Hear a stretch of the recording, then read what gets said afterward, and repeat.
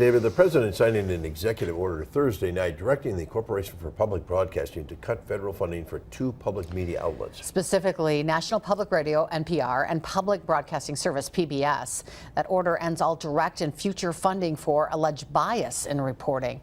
Victoria Frazier reports how federal funding cuts could impact the organizations locally.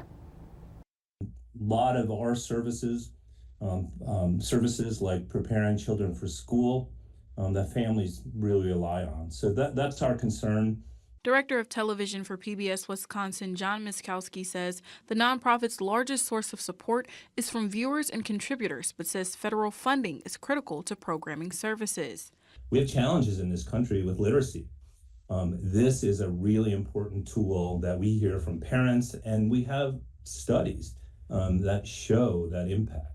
PBS Wisconsin works closely with teachers across the state to create content addressing the needs of students in the classroom. We deliver learning in ways that kids consume it. Some of that is video as you've known it. Some of it is interactive. Some of it is games that we develop with teachers to provide a really important and critical service to Wisconsin schools.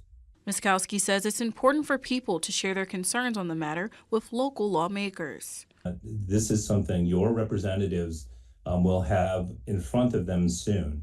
So really, this is the time for you to weigh in. Congress allocated $535 million for the CPB's 2025 fiscal year.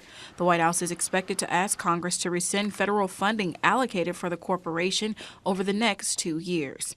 In Green Bay, Victoria Frazier, Action 2 News.